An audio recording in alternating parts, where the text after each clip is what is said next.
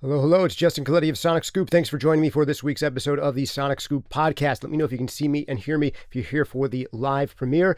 Let me know in the live chat. And if you're here for the comments, welcome. Remember to like and subscribe on your way in, because today we are going deep on what I think is one of the most brilliantly produced pop tracks of the 21st century. It's hard to believe. I believe this track is about 20 years old now. On our last mix breakdown session, we did a track that's 10 years old that feels like it could have been made yesterday. And this is a track that's 20 years old that feels like it could have been made yesterday. And I swear, if you were at a wedding yesterday, there is a 95.6% chance that you heard this song played. It is Toxic by Britney Spears. Just a little bit of preamble before we open up the Pro Tools session and dive deep into this one, start listening to it together. I want to say I am not the target demographic to be a Britney Spears fan, right? I never imagined that I would be loving any Britney Spears song. I'm not a huge fan of Hit Me Baby One More Time, her other biggest hit. I'm not a big fan of any of her other big hits, but this song, whenever it comes on, I cannot turn it off. It is brilliantly produced, brilliantly arranged, and brilliantly mixed. We're going to be focusing in our analysis today mostly on the mix and how that comes together. But when I'm talking about the mix in this, we have to talk about things like arrangement and song structure, because those are part of what makes the mix work as well as it does. Just to give you a little bit of my backstory with this song, my other favorite Britney Spears tracks are zero, none. I actually don't have any other favorite Britney Spears tracks. The closest I ever got to really digging a Britney Spears track other than this one was Slave for You. When that came out, produced by the Neptunes, and I heard the chorus, I'm like, ooh, the chorus to this song has got something. There's something unusual going on here. I dig it.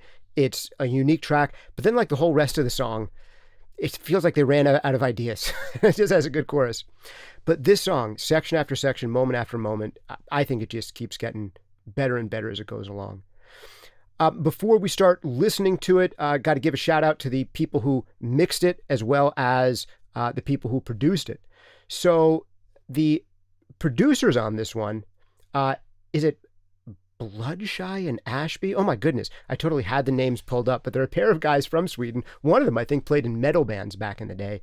And the mixer on this is another Swedish guy who's actually not super well known. If you look him up on AllMusic, I'm not going to butcher the pronunciation of his name, but he doesn't have the biggest credits of the mixers on this particular Britney Spears record. But this is by far the biggest song on this Britney Spears record from 2003. And looking at the Spotify charts now, Toxic is her biggest song, period, when it comes to new streaming numbers. Her second biggest song on Spotify has been streamed something like 700 million times. This one has been streamed close to 1.2 billion times on Spotify. Not only do I think this is her best track, in my opinion, it is the track from Britney Spears that apparently has the most staying power and continues to be the most relevant. All right, without me yakking about any more, let me start opening up the Pro Tools screen and we'll start hearing this together and figuring out what makes it tick, what makes it great, why it works. If you want to get more great in-depth breakdowns like we're doing here today, check out the members only section where we actually do these kinds of breakdowns on your mixes. So for $5 a month, you can become a member here on this YouTube channel. Click the join button down below. If you don't see it on your device, go look in the descriptions. There's a link to the join button there, or check out one of our great full-length courses like Mixing Breakthroughs, Compression Breakthroughs, or Mastering Demystified. Also, big shout out and thanks this week to Soundtoys, Lewitt Audio, and Ultimate Support for sponsoring this podcast episode. All right, here I've got the track pulled up. And we're just going to start listening to it from the beginning. And ultimately, I'm going to play it for you a few different ways. We're going to hear this thing at some point in mono, and we're going to hear this thing at some point in a kind of band-limited way, where we remove some of the high frequencies and low frequencies, hear what it sounds like then, and we're also going to completely take out the low end, so you can really understand what's making the kick and bass work in the song, which are super important. Here it goes from the top. Get on my Odyssey headphones. And away we are. Let's try that one more time.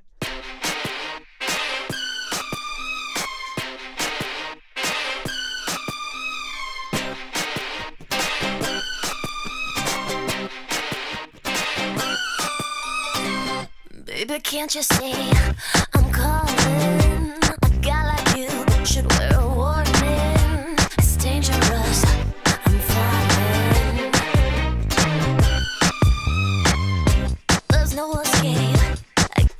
Now, before we go deeper into these verses, I just want to analyze what's happening in the beginning with you guys. Just like in the song we analyzed last time, there is a intro here that immediately establishes something unusual, and we're starting off with a lo-fi intro. The fact that this intro is kind of band limited, like it doesn't have a lot of low end, doesn't have a lot of top end on it, when the whole rest of the track comes in, it just makes the track sound that much more massive. It is a cheap trick, but it's a cheap trick that works. So people do it again and again, constantly. What I want to really highlight, though, is what makes this intro so captivating. Let's listen to just these first handful of bars again. It's 8 bars, but this song is at such a high BPM that it goes by in a flash. It's about 12 seconds. Listen to it one more time with me.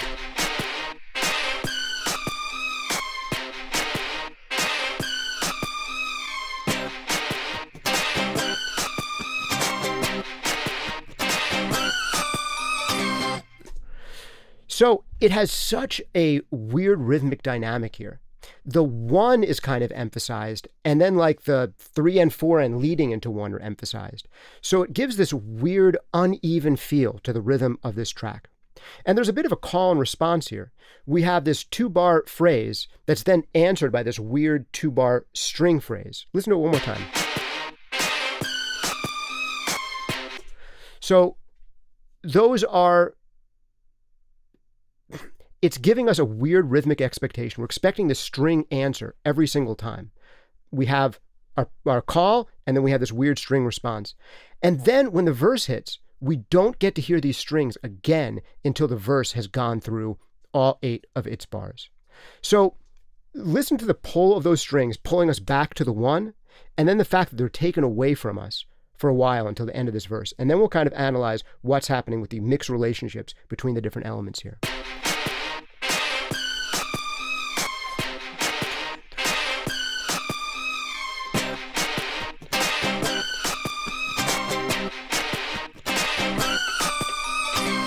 Baby, can't you see I'm calling? A guy like you should wear a warning. It's dangerous, I'm falling.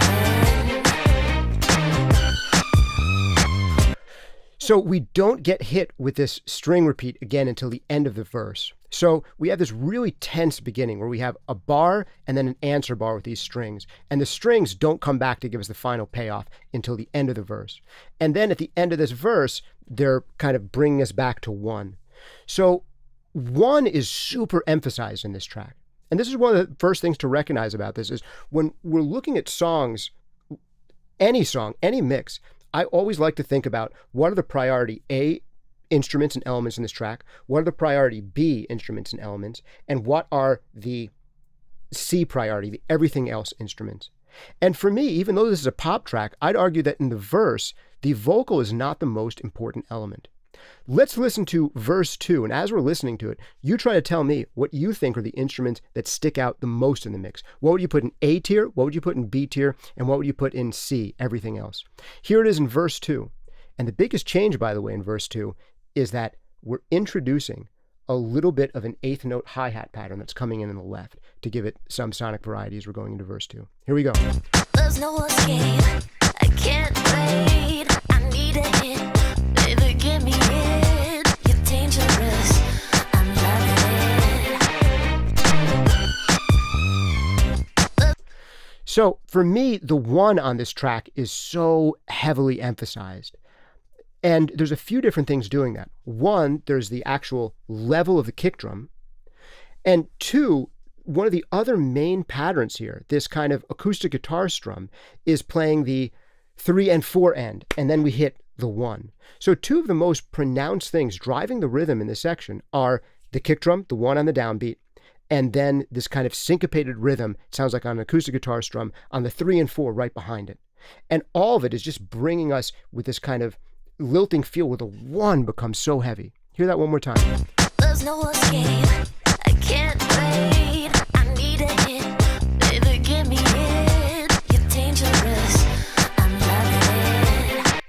I correct myself. The strum, it's more of like a and 1, and 1, and 1. So we're emphasizing the strum, that's the and right before the 1, and we're emphasizing the 1.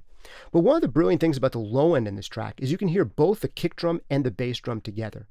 And one of the reasons that's working so well, there's such a good blend between the kick drum and the bass drum, is they're not trying to hog the same real estate.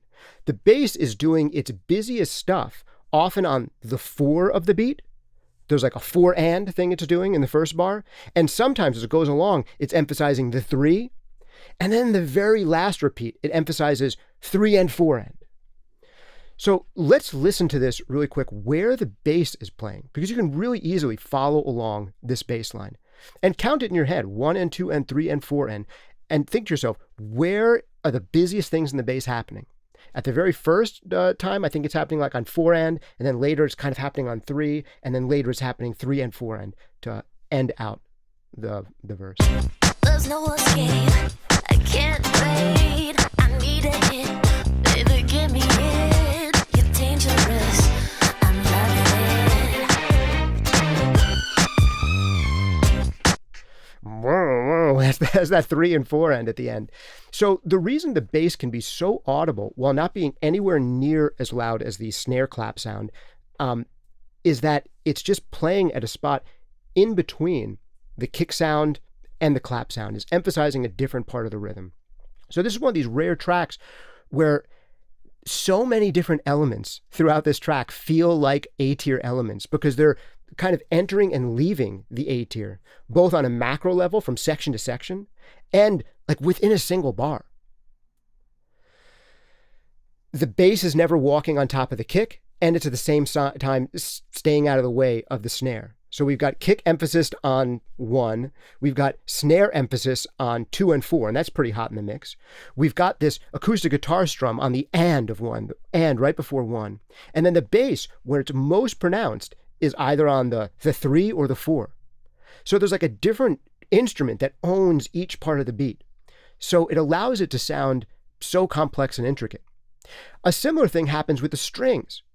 A lot of this verse actually doesn't have vocal in it because the last couple measures here are just strings. I believe on the 6th bar in the measure, there's 8 bars here, on the 6th bar of the measure, the vocals go away and we're just focusing on that string pattern that happened in the very beginning of the song. So now the strings can come in surprisingly loud because they don't have to compete with the vocal. They don't have to compete really with anything else. There's no escape. I can't wait. I need a hit. Baby, give me it. You're dangerous. I'm loving it. And it's so cool. Just as the string line ends, that's my impression of the string line, that's where the last little 3 and 4 end of the bass picks up. So even within that last measure, they're giving a spot for the strings to be dominant and a spot for the bass to be dominant. And this is why this is one of those rare mixes that has so many different elements that all get to take center stage because they're all taking center stage at slightly different times. And this is one of the things that makes this song work so incredibly well. The other thing that makes this song work so incredibly well is just the development throughout the song, arrangement-wise. We'll go back a little bit. We'll listen to verse 1 going into verse 2 and listen for what changes between verse 1 and verse 2. It's not a lot. All of a sudden, we're given a new hi-hat pattern. Listen for that in the left-hand side as it comes in, that now is giving us a different feel to emphasize. All of a sudden, they're suggesting to us a new dance rhythm, an 8th note pattern that's going to come up in the left. And just that subtle shift re-energizes the section without us having to change a ton. And then after this, when we go into the bridge, the rhythm section doesn't change a lot, but the whole song sounds completely different, mostly from vocal treatment. So let's listen for the first verse going into the second. Listen for what changes you hear there. Listen for some of the stuff we talked about in the first verse. And then when we get to the bridge or pre-chorus, try to identify what's happening in the bridge that's distinguishing it from the prior sections and what elements now become the dominant elements. Here we go. I'm flying. There's no escape. I can't wait. I need a hit. Baby, give me it. You're dangerous. I'm loving it. Too high, can't come down. Losing my head, spinning round and round. Till you feel me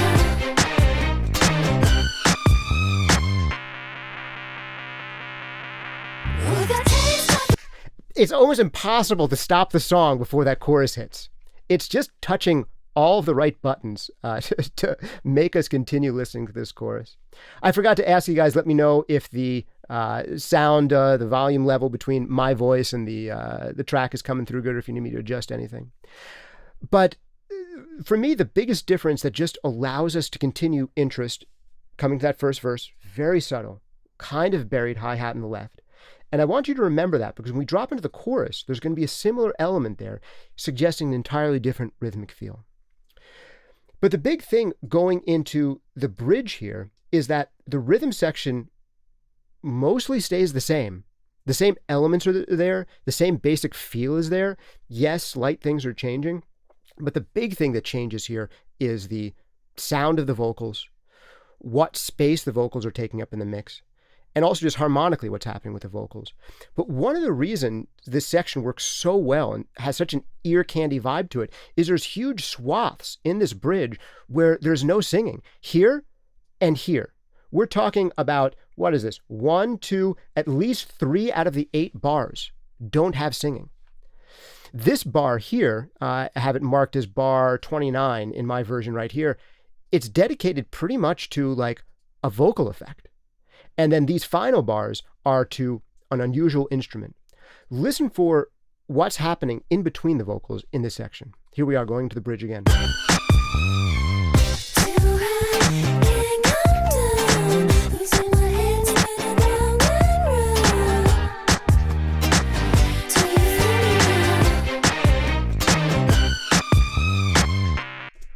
So once again, we're allowed to have no vocals here to make this string entrance huge and the bass tag at the end of this section huge, because these are some of the payoff moments of the song.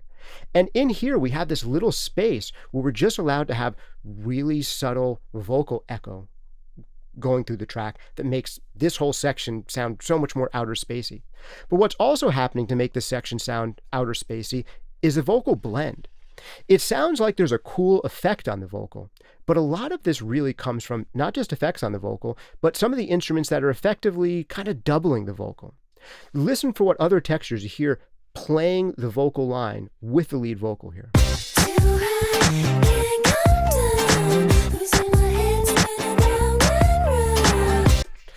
There's almost like 2 different textures playing with the vocal. And I don't know if this is 1 synth sound or 2 synth sounds combined, but there's one that has a little bit more attack and one that has a bit more of a theremin-y, sustain-y feel, practically doubling each other and practically doubling the vocal.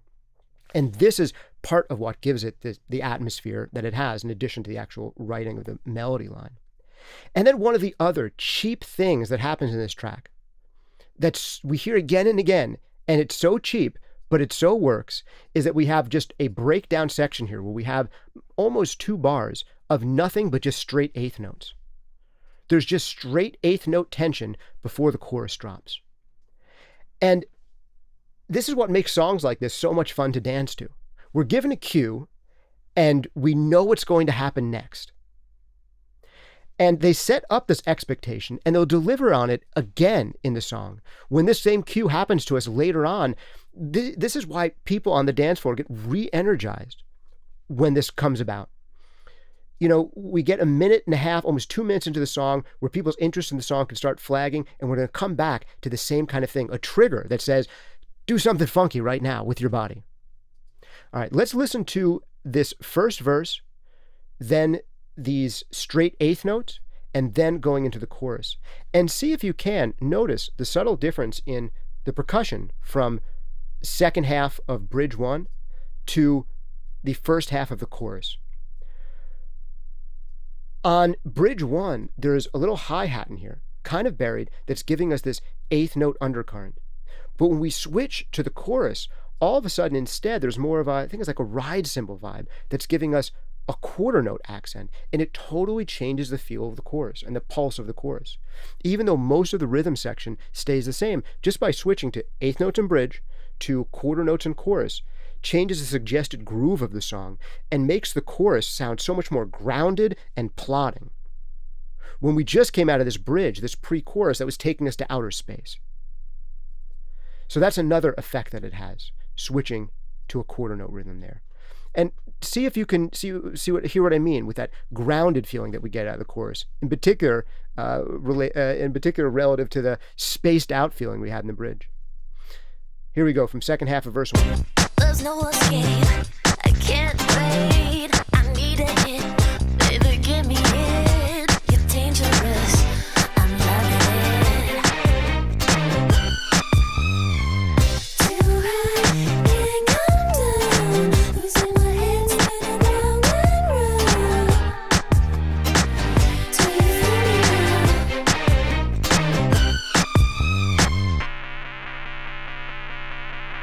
With a taste of your lips, I'm on the run.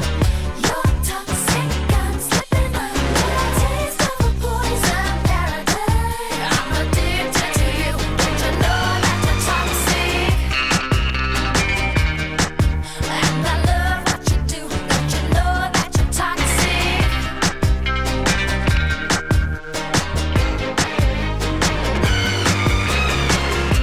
It's getting late. And even here, this little bit of a dropped bit of a bar where we get one guitar twang out of there. There's just space for that guitar to sound huge. I want to analyze this chorus in more detail with you, but hopefully you notice that change in the rhythmic emphasis here, where all of a sudden we're going to this quarter note pattern in the background. And I hope you heard some of the things I was talking about with the kick and bass. So here for me, what's really emphasized is we get a huge emphasis on one. We get a big emphasis on an instrument that does the and of one, this acoustic guitar strum that really drives us home towards that one. And there's a pretty big emphasis still on the 2 and 4. But while that happens, we're able to hear the bass really, really well because it's usually most dominant on either the 3 or the 4 of this section. So all these arrangement things make the mix work so well. But it's not just the arrangement things. It's also frequency distribution things that they're doing in sound selection and with actually mixing. And here's where I want to go ahead and just roll off a whole bunch of low end and high end. And listen to how the bass and kick change before and after I roll off the low and high end, listening to this verse. Here's before. There's no escape. I can't wait. I need it. Baby, give me it. You're dangerous. I'm loving it. Did you lose the kick and bass at all in the song? I've rolled off all of the low end below 125 hertz. I've taken down by 6 dB or more, 125 hertz and below. And it's actually stretching way up into 200, 300 hertz ranges, rolling off some. But you can still hear completely clearly everything that's going on in the kick and bass pattern. If anything, you actually might be able to hear even more the thing that I'm talking about with where the bass is playing in there. Listen to it one more time. Are you losing anything? There's no escape. I can't wait. I need it. Baby, give me it. You're dangerous. I'm loving it.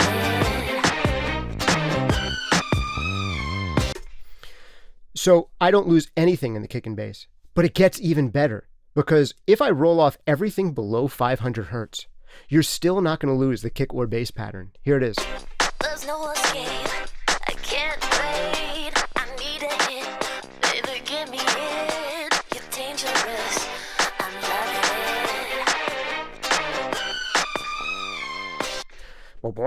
You still get that little tag at the end of 3 and 4 and on the bass. Everything is still coming through when we literally take off every frequency below 500 hertz. You don't lose anything about the kick and bass pattern in this song. All that this extra low end is doing is just making the track sound bigger and fuller and deeper and more impressive on big systems.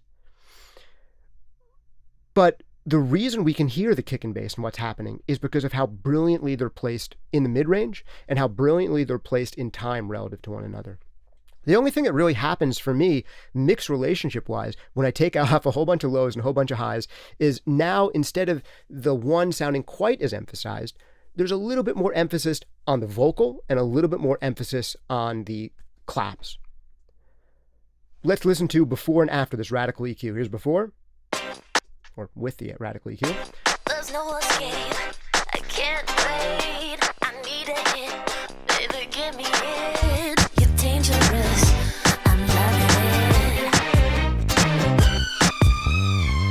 Too high, can't come down. Losing my head, spinning round and round. Do you feel me now?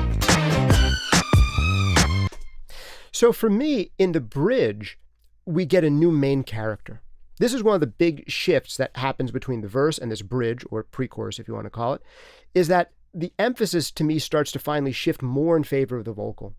For me, I would say more of the rhythmic elements are playing the tier A role in the verses.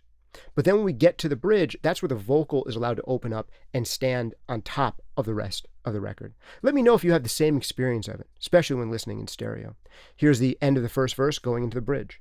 Do you hear a different emphasis in the level of the vocal in bridge compared to verse? You're dangerous. I'm loving it. Too high, can't come down. Losing my head, spinning round and round. So for me, if we're listening to the end of this first verse, I would say the vocal is slightly buried in with the other accompanying instruments. It sounds B tier to me. That I'm loving it is almost at the same level as any other supporting instrument. But when we get to this bridge, they're allowed to sit on top and kind of soar above it, and we're now have additional high frequency components on the vocal. So listen to see if you hear that change as well. You're dangerous. I'm loving it. Too high, can't come down. Losing my head, spinning round and round. Do you feel me now?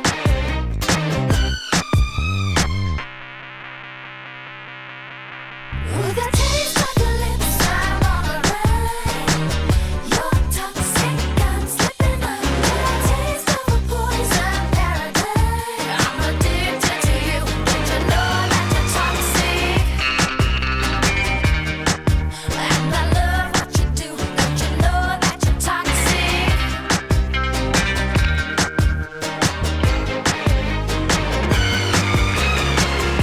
It's getting late. So here in this back half of the chorus, which is really different than what I would call this first half of the chorus, there's even more space again for instruments in here. I mean, there's basically this call and response with the vocal and the guitar. And the guitar, since it has this thin, tight, bright sound, doesn't need to be really loud in the mix to stand out. And it gives this little bit of kind of relief to the section. It's actually, I think, quieter than her vocal. But it can be because it's brighter than the vocal. So it gives us a sense of there being space, and it gives us the sense of it being this hidden ear candy element that you're supposed to listen into the track to hear. And you're almost like in the know for hearing this guitar, right? That's like how this guitar presents to me. It's like, oh, it sounds to me like most people wouldn't catch that, but I did. Meanwhile, it's like one of the more obvious elements in the mix, but it has this secret vibe, not just because it's like a secret agency sounding guitar line, but because there's something about this guitar that is simultaneously like buried in the mix as if it's a piece of ear candy, but also the most important thing in the mix at that moment and extremely audible. And you'll notice there's so much space for this guitar because the vocals completely stop when the guitar happens, and the vocals, I believe in this section at least, completely stop when the string pattern happens. Let's listen to the end of the second half of the chorus going to the first half of the chorus and see if you can hear some of what I'm talking about there. So this is the only time in the song, the back half of this first chorus, where she's singing over that main string part. And she's singing the most important line of the song over what has been probably the most distinguishing part of the track so far. And I think it's really the only time in the whole song she sings over that.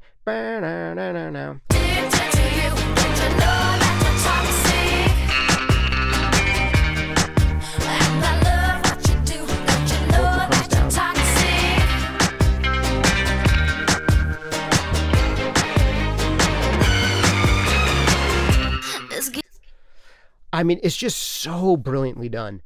The vocal also drops, I'm noticing now here in the first half, the first half of the second half of the chorus. So when we get to the second half of the chorus, the vocal is super loud here at the end of the back half of the first half of the chorus. The back half of the first half of the chorus. My goodness, could I make that more complicated? We got two halves of the chorus.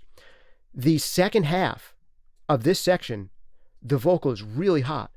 And then we drop into the second section that starts off with a guitar line, and it feels more like an instrumental interlude. And the vocals drop down in level and intensity to make this section like a section of rest, even though there's a lot going on. Let's see if we can hear that change in just the vocal intensity and level and the back half of this chorus section compared to the middle of this following chorus. I'm addicted to you. Don't you know that you're toxic? And I love what you do. Don't you know that you're toxic?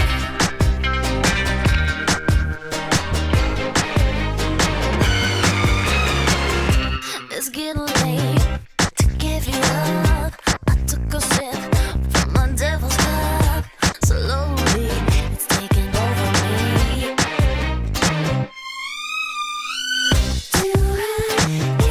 That's perfect. And this time, since we've heard the verse enough and we've heard the structure of the song enough, now the verses are becoming quicker. This second verse is half the length of the first verse.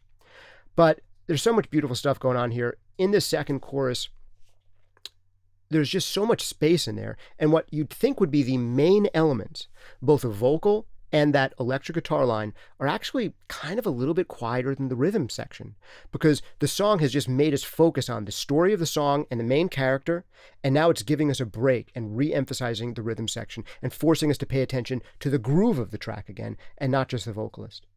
And then when verse 3 comes in, I don't know if you heard it, but again, there's a really subtle thing in the mix. You don't have to be heavy-handed with it to give this verse a different character than the prior verses. Did you hear it? Listen to this verse one more time and see if you can pick out this one little odd synth that's added to verse 2 that's not in the first half or the second half of verse 1. It's getting late to give you up. I took a sip from my devil's cup. Slowly, it's taking over me. It only happens twice in the whole section, but it gives this additional sense of tension. I don't even know what to call this. It is such a like early 90s Korg sounding synth stab that sounds like, I don't know, artificial chimes or bells or something with a ton of cheesy reverb on it. But it is so subtle and so oddly placed, and it's drawing our attention to the one, but creating tension around the one. Tell me if you can hear that. So one weird thing that happens at the beginning of the verse, we have that one guitar pluck note, making this verse unique. And then there's two of these little stabs just thrown in the middle. See if you can hear them. It's getting late to give you up. I took a sip from my devil's cup. Slowly, it's taking over me. Do I think I'm done? It's in the air, it's all around. Can you feel it?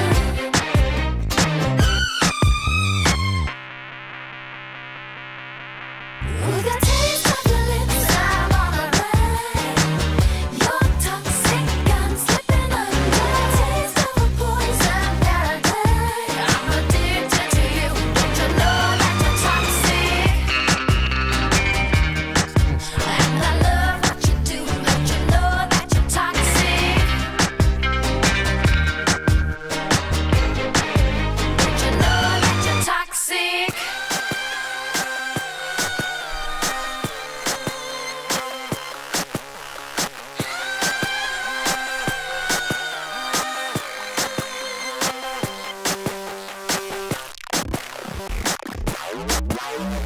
Taste of your lips, I'm on the road. You're toxic, I'm slipping up. There's just no good place to stop the track. I've been wanting to stop this since the end of Bridge 2 to talk about something in the bridge, and I just couldn't bring myself to stop it. It's so good. All right, so let's see if I can tell you what I was hoping to tell you in Bridge 2. Cool stuff happens here in Bridge 2. One, this is different. That lead into Bridge 2, that's the only time that happens in the entire song. Usually we're used to this happening to end a section. And instead we get... And what's the relationship between those two? Versus...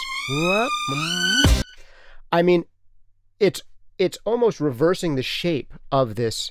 I apologize for humming those out of tune. I haven't warmed up. It almost reverses the shape of that string line. It gives us an inversion of what we expect. And it's the one time it happens in the song. So that's already a cool, different thing to set up bridge 2 and make it just a unique section in the song. But there's more that's happening. I believe that bridge 2, if we listen to it really closely, has a slightly different blend of those synths that are kind of mirroring the vocal line. The blend, I think, is slightly different in bridge 2 than it is in bridge 1. And again, these are not things that the average person is going to pick up on or notice. It's not the kind of thing that the average music producer or audio engineer is going to pick up on or notice, unless you're doing this kind of really analytical listening. And I don't recommend that you do this kind of analytical listening all the time, but you should do it once in a while, because it'll give you ideas of what are these things that I can do that no one's going to hear or notice, that are only going to come across as this section is still interesting. It's not boring. There's something different. And that's what these producers are absolute masters of. Let's compare going into bridge 1 versus going to bridge 2 and hear what differences we can hear.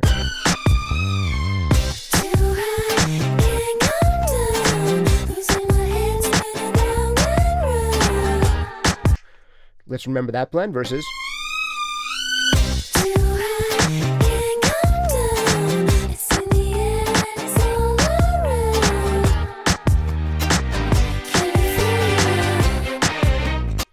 I don't know. Are they the same blend? Am I wrong? I feel like I hear a little bit more of the chimey aspect in bridge 2. Although if one of the producers is watching and wants to tell me in the comments, no, Justin, you're wrong. They're totally the same. I'll also believe you. I also wonder if there's a difference or not in this little bit of vocal delay that's happening. I just want to zero in on that for a second. Versus. It sounds just the tiniest bit more pronounced to me in bridge 2 versus bridge 1. Tell me if I'm wrong. Versus.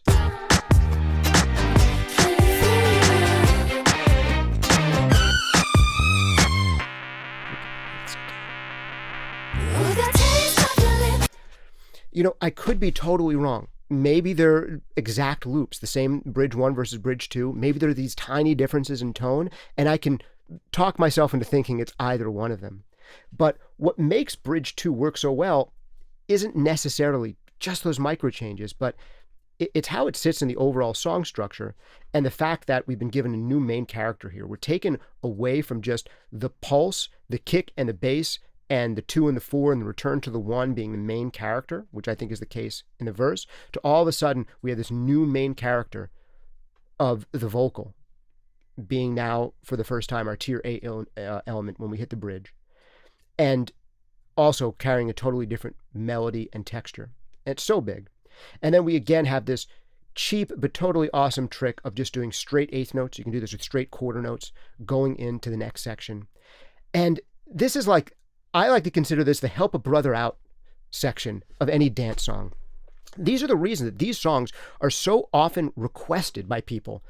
And they're played again and again at things like weddings, because they have these help a brother out sections where people who don't normally dance go onto the dance floor, and the song is kind of giving them cues about when you can do something cool with your body, when everyone else around you is going to get a similar cue and all going to feel a change together at once. And there's no possible conclusion to these 2 bars of tense eighth notes other than we're hitting the chorus. And it just cues everyone at once to feel and do slightly differently on the dance floor in the song. And that's why this is one of those songs that will be played at 95% of weddings for the next 20 years, just like it has been for at least the past decade. This is oddly a song that was a bit of a sleeper hit for Britney Spears. This was not her biggest song when it came out. But by the streaming data that I can see, it's her biggest song today. And I think it's because of reasons like this. One, its ability to tell people what to do on the dance floor. Number 2, its ability to kind of hook the listener and create just enough tension that it makes it hard to stop and turn the song off, because you know that there's a payoff coming. You know that there's so much tension that there will be a payoff, and you need to get to that payoff before you hit stop. I think you'll notice when I was comfortable hitting stop was when we got to the chorus. When we got to the chorus, I was able to hit stop because finally there was this release. But then you're in the fun part that people want to dance to even more. So that's another reason. And yet another reason is that this song is just like, it's weird. It has something odd about it. The odd thing about it is it sets us up in the beginning with this 1 bar call, 1 bar weird response that emphasizes the end part of the bar. And then when we get into the verses, we're hungering for like, where's that weird repetition? You established for me in the beginning that we were going to have weird string every other bar, and now you're not giving it to me. And now I've got to wait till the end of a half of a verse to get it again. Like it's turned us into a junkie for this string pattern. You see what it's done in setting us up here in the beginning? It's set up an expectation for us. Here's a kind of normal sounding bar. Here's a totally weird circular kind of rhythm that brings us back to the beginning of the sequence. Here's a call. Here's a weird, unusual response with weird rhythmic and harmonic emphasis in it. And we're going to hit you with that several times. There's your expectation. Now we're taking it away. You can't have it anymore. And now we've got to wait till the end of the verse and they finally give it to us again. You're like, oh, thank you. I was waiting for that string part. And then you got to go another 6 bars before you get hit with this 2-bar tagline again at the end. And they continuously do that. They set an expectation and then take it away from us. And it's almost like a little evil that they're doing this in a way. This is like how you would design a casino. There have been studies on rats, like getting them to press a lever. And the idea is if you give the rats a pellet every time they press the lever, they'll keep on pressing the lever whenever they want a pellet. But in these behavioral studies, they've done it where the rat has this expectation of every time they hit the lever, they get the pellet. And then they make it so that one time it doesn't release a food pellet. What does the rat do? The rat jams on that lever. He goes, no, give me the food pellet. Where'd it go? I want it back. And then they can mess it up a little bit more for the rat. They can say, all right, every 9 times on the 10th, we're going to make there not be a pellet. And he presses the pellet like crazy on that 10th time. But then they'll start shrinking it more and more. Okay, the last 2 times he won't get the pellet. And then the last 3. And then he won't get the pellet on time number 4 or 7. Once this expectation is built, and the pellet doesn't come, the rat starts jamming on the lever like crazy. And if you get it down to a point where he only gets the pellet like 1 time out of 10, that rat will become obsessed with jamming that pellet. Or jamming that lever to get a pellet. And if you completely turn off the flow of pellets, the rat will jam on that lever like crazy until it becomes abundantly clear that he's never going to get a pellet ever again. However, if the rat ever comes back and pushes that lever again, just to see what would happen, and does get a pellet, rat goes crazy for that lever again. You've been that rat. You know, we've all been that rat. This is how gambling games hook people. And I don't want you to do it for the force of evil of like stealing the life savings of old grandmas who are just like sitting there pulling the lever. Don't do that. But if you can take a little bit of that and put it into your song structures and your mixing, you can make music that people find inspiring, motivating, that brings joy and happiness and aesthetic appreciation into their lives. This is where you should take all those evil designs of being a master manipulator of people and just put them into this. And you might say to me, Justin, some of these tricks are cheap. Yeah, I could go 8th note, da da da da da da da da da before my chorus drops. I could do that, but that's a cheap trick. Okay. Instead of complaining about being a cheap trick, why don't you try it? Not on every song. But why don't you try it? Somewhere. It doesn't have to be an 8th note. It could be a 1/4 note. Some of the things that we've discovered in some of the other tracks we've done mixed breakdowns of are just how sometimes like a track will really, all of a sudden, the chorus will hit or some section will hit and you're like, oh, I'm really vibing to this section. What's going on? What's happening? I don't know what it is. But if you sit down and you slow down and you analyze a song, you will discover, oh, there's a 1/4 note cowbell, literally, that has come into this section that's now going dunk, dunk, dunk, dunk, dunk, dunk, dunk. That's it. That's the trick. They didn't give you strong 1/4 note pulse in the prior section, and all of a sudden you hit this new section and there is strong 1/4 note pulse, making you go 1/4 note, 1/4 note, 1/4 note, 1/4 note, 1/4 note. And you go, yeah, what do they do? And all they did, literally, was they added more cowbell. That Saturday Night Live sketch is a joke, but it's funny because it's true. It's one of those. Like, it is totally a phenomenon. All right, I think that I've talked for almost an hour about a minute and a half to 2 minutes of this song. We could go even deeper, but let me know if you have any key takeaways from the mix of the song, the arrangement of this song, and the overall just structure of this song that you think that I missed. For me, the big things are core takeaways. Opening section is weird. We have a 1-bar call, 1-bar response, and the 1-bar response is especially weird. There's a weird vibe because we're a little bit band limited. They're not afraid to make these first 10 seconds here weird, but they're engagingly weird. And they do add a little bit to it as it goes along.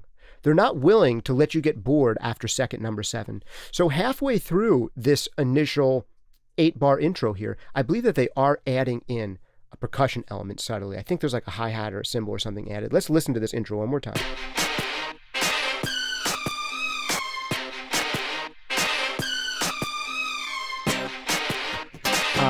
The guitar.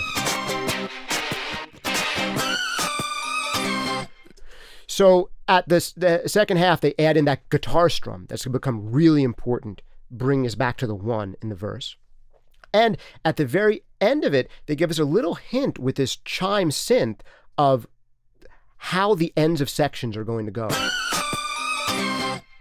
They re-emphasize that string part and are telling us, look for the emphasis of na, na, na, na, na at the end of each of these sections. So let's listen to that intro one more time.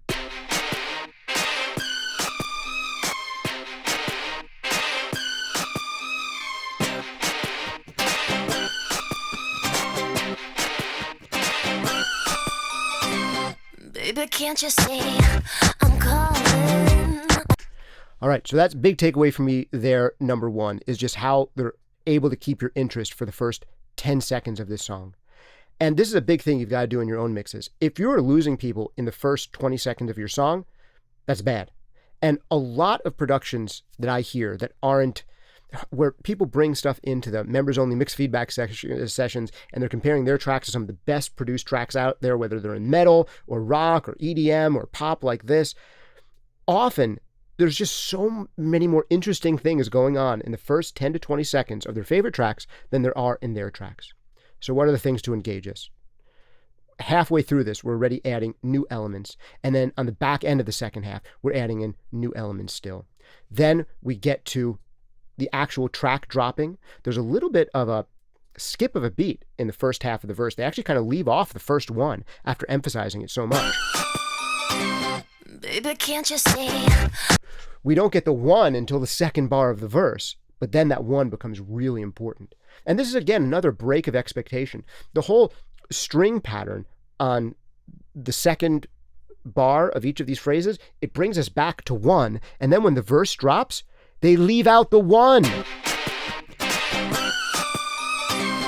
Baby, can't you see?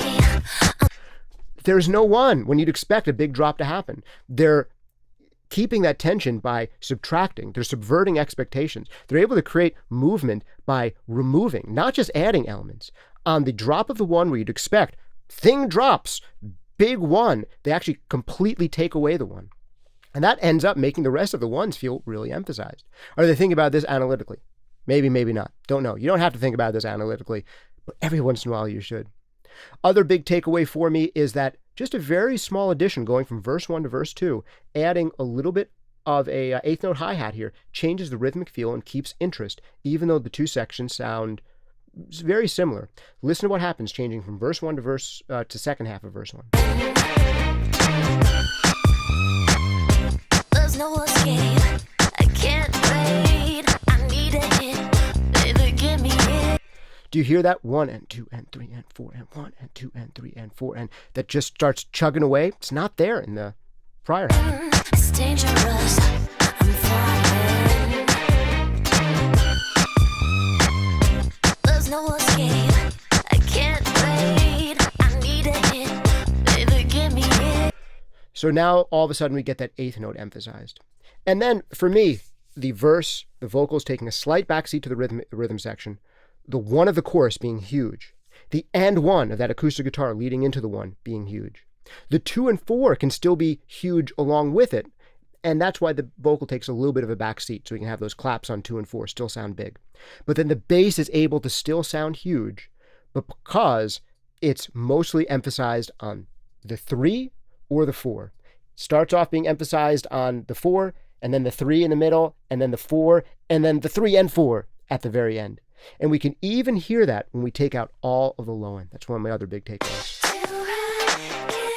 Excuse me, that's the bridge. Here's the verse. There's no escape. I can't wait. I need a hit. Baby, give me it. You're dangerous. I'm loving it. Cool. And other big takeaway is the bridge is where we get a total change of character, where we have very similar rhythmic section, but not only is the melody of the vocal changing, but the relationship of the vocal is changing. It now becomes the main character in the track for the first time, floating over the rhythmic section. And then they allow us some negative space here, again, to play with our expectations, completely removing anything but eighth notes on about a bar or two here, right before the chorus drops, and then dropping into the chorus. And then the thing with the chorus is there's a lot of emptiness in the chorus. There are many bars where there's no vocal, but something like an electric guitar or something like the strings are allowed to take over. And only once in the entire song do we have the lead element of the vocal and the lead element of this repeating string pattern happening at once, just here at the back end of the first half of the chorus.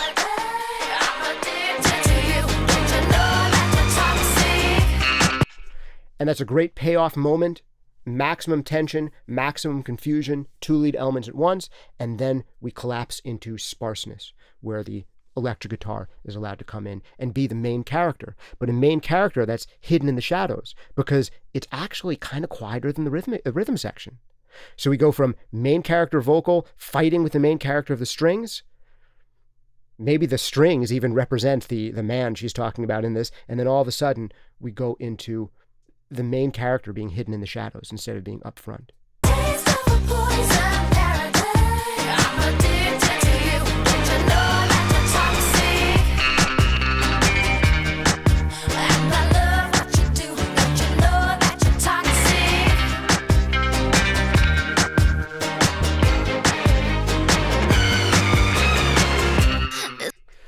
Cool. Well, that is the track Toxic by Britney Spears. I think it is one of the best produced pop tracks in ever. These are really great musicians. Benj says this creates kind of a macro push and pull. 100%. I couldn't think of a better way to say it. That there's a push and pull here. It does happen in the micro sense of in a single bar, where you have each element having its own space within a bar. The kick on the 1, the bass on either the 3 or 4. Where is it going to show up this time? Don't know. Kind of unpredictable bass pattern. The snare having its place on 2 and 4, but there's this even bigger thing on a macrodynamic level of what's going to be accented in this section. Is the vocal the main character right now? Are the strings the main character? Oh, they can trade off being the main character by not happening at the same time. Beautiful stuff. Patrick says null test them. Yeah, we should null test the 2 bridges to see if there is a slight difference in there. Adventure Production says the Vox is my favorite part of it. Yeah, it is absolutely cool vocals in that bridge section. One of the things that first hooked me on the song the first time I heard it was how those vocals sound in the bridge. And for some reason, even though it doesn't sound like Stereolab, it reminded me of something that like Stereolab would do. This kind of doubling of the vocal with these synth elements. And the fact that the vocal texture isn't just coming from effects, it's coming from other elements kind of shadowing and playing along with the vocal. There isn't the vocal competing with synths, there's the vocal being almost doubled by synths. So that's potentially a trick to look for. Maybe not in every section of the song, but if you do it just for 4 bars or 8 bars in a bridge, and you have the vocal secretly, quietly doubled by some weird synth, people are like, what effect is on the vocal? It's like, it's actually not an effect. There's an instrument playing along with the vocal. It's a cool thing to do. Adventure Production says everything is hitting the right note at the right time. 100%. Skeleton Pete says Morricone spaghetti spy guitar. 100%. A great way of putting it out there. All right. Yeah, this song is so packed. And Ben says this is one with a Bollywood sample. So I guess the string part is coming from a Bollywood track. If anyone knows what Bollywood track it's coming from, I'm sure I could look this up, but feel free to put into the comments down below. Tanner's writing in to say that his track is dropping. So go check out Tanner if you want to check out one of the members here is dropping a track. All right. I'm not going to read through all these comments, but iJam Live says, I appreciate you so much for doing the session. Would I be able to rewatch it? Yes, 100%. You can catch this on replay at the very same link you checked out right now. If you want more stuff like this, but you want it instead of me just like being stream of consciousness and taking the 50 minutes that I have right now and pack all these takeaways into like 10 minutes and then do that again and again and again, like get all the nuggets you got today in 50 minutes, put that into 10 minutes and have like 10 of those. That's what my courses are. That's where I actually script things and edit things and go in there and curate them and make sure that you're going to have like an experience where you get through one of these courses and it's going to change the way that you think about, hear, and use pretty much every single tool in your toolkit forever. You can check them out: mixing breakthroughs, compression breakthroughs, mastering demystified, EQ breakthroughs.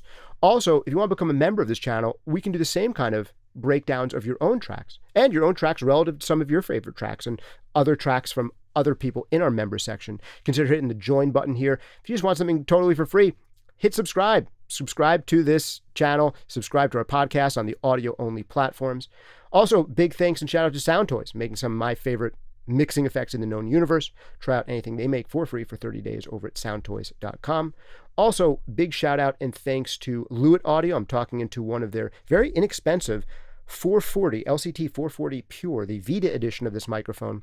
Thanks to those guys for sending that to me to check out. And thanks to Ultimate Support Stands for hooking me up with this boom stand. I have a whole bunch of Ultimate Support Stands. I've had them for decades. They make great stuff. So big shout out and thanks to those guys.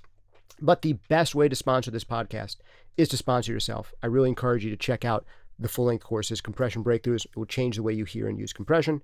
EQ Breakthroughs, it will change the way you hear and use EQ. Mixing Breakthroughs will change your life, like it's changed the lives of so many people here in the comment section. It really does give you leapfrog moments in your mixing and in prioritizing what's most important in the mix. Also, Mastering Demystified, if you want to know everything that I know about mastering. Check all those out. They come with a 30-day money-back guarantee. Big thanks to you guys for hanging out with me. This has been Justin Colletti of SonicScoop. See you next time.